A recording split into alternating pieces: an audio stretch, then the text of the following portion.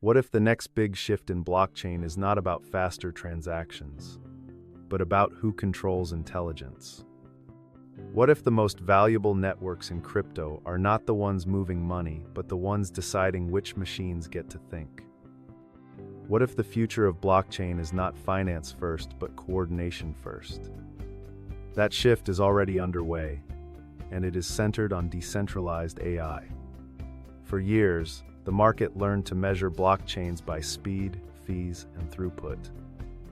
How many seconds per block? How many transactions per second? How cheap a swap can get?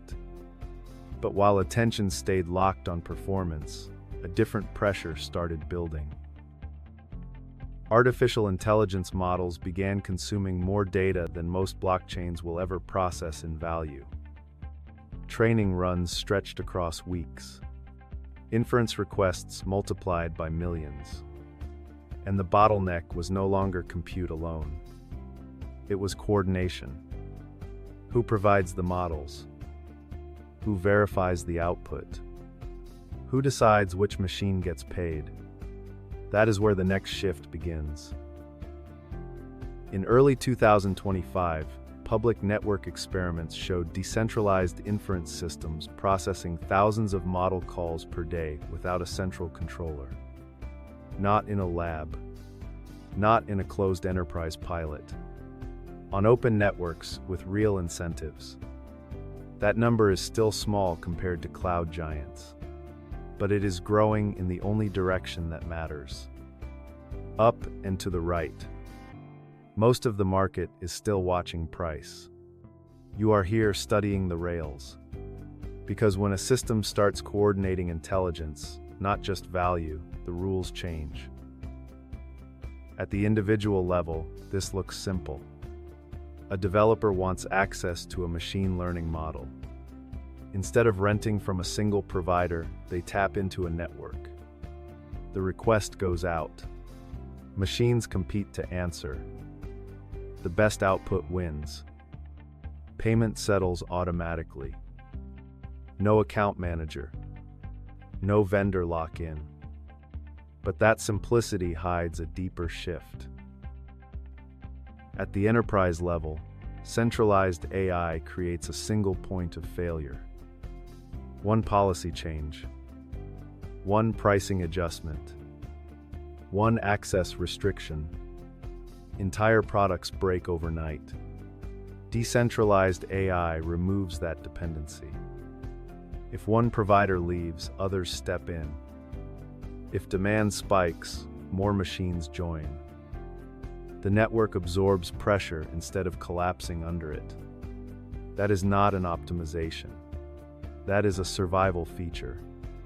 Very few people map this level of detail. If you understand this, you are already ahead. Now zoom out one more layer. Institutions do not care about novelty. They care about control, predictability, and cost curves. Today, AI cost curves are brutal. Training expenses concentrate power. Inference margins get squeezed. And the same few entities set the rules. Decentralized networks flip that structure.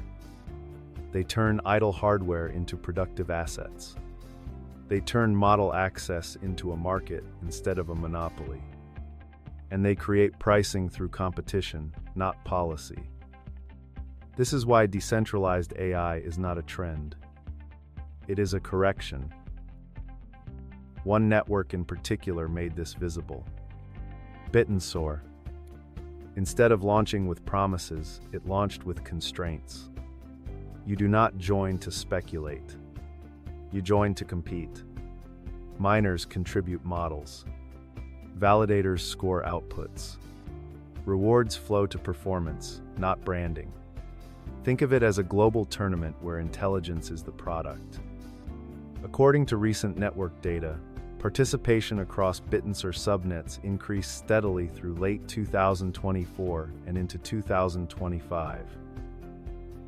Not because of hype, because contributors were getting paid for useful work. This is where most people get it wrong. They ask about bittance or price prediction. They want targets, multiples, timelines. But price is a side effect. The real signal is usage pressure. When more developers depend on decentralized inference, demand for coordination tokens rises naturally. Not because someone told them to buy, because they need access to the network. You are not most people. Most people chase narratives. You are watching demand form under the surface. Now add regulation to the picture. Governments are not comfortable with opaque AI decision-making. They want audit trails. They want accountability. They want systems that can be inspected without calling a single company. Decentralized AI networks offer something centralized providers cannot. Transparent incentives, public scoring, open participation. At a civilization scale, this matters. When intelligence shapes credit decisions, medical analysis, and infrastructure planning, concentration becomes a risk. Decentralization becomes insurance. This is why the blockchain shift is not about replacing finance. It is about expanding what blockchains coordinate. First it was value. Now it is intelligence. And intelligence moves faster than money. There are risks. Coordination overhead. Quality control. Early inefficiencies. Decentralized systems are messier than centralized ones at first.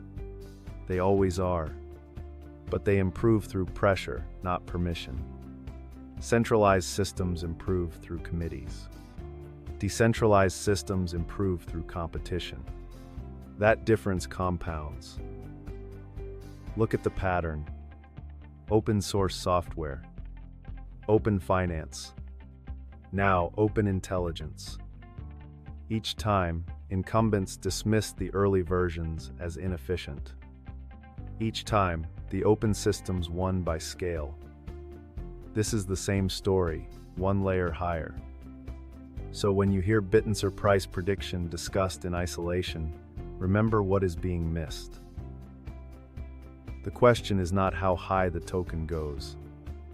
The question is how many systems will depend on decentralized intelligence 5 years from now. Because once dependence forms, reversal becomes costly. That is inevitability. By the end of this shift, there will be many blockchains. There will be many tokens, but only a few coordination layers for intelligence. Those layers will not be chosen by marketing. They will be chosen by performance under pressure. If you value deep research like this, subscribe to Crypto Wayfarer. Because we are not chasing hype. We are decoding infrastructure. Stay sharp, stay strategic, and keep wayfaring.